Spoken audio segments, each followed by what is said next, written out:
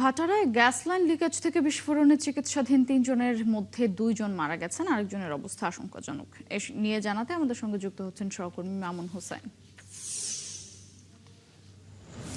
মামুন, আপনার কাছে এ বিষয়ে সবশেষ কি তথ্য আছে? চিকিৎসকরা যে একজন আশঙ্কাজনক অবস্থায় রয়েছেন তার ব্যাপারে কি বলছেন জানাবেন।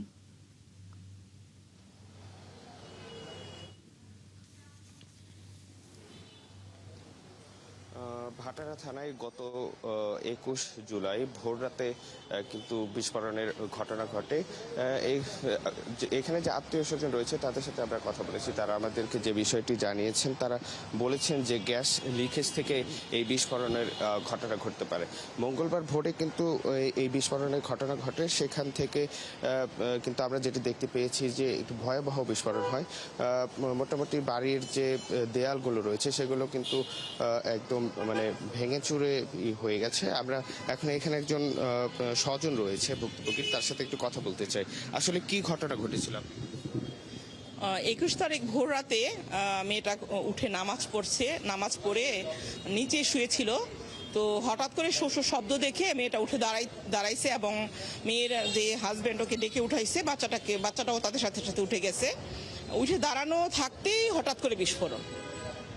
ওরা যে আগুন জ্বালাইছিল এমন না, 3:30 তখন বাজে, হঠাৎ করে বিস্ফোরণ। হয়তো পাশে আগুন ধরাইছে বা কিভাবে ধরছে তারা জানে না। ওই মুহূর্তে একদম সাথে সাথে দেয়াল টেয়াল সব ভেঙে একদম উড়ে গেছে, একদম খালি হয়ে গেছে। আর আশেপাশের মানুষ সব নেমে আসছে, সাথে সাথে ওদেরকে হাসপাতালে নিয়ে আসা হয়েছে। এই হাসপাতালে বার্লিন ইনস্টিটিউটে।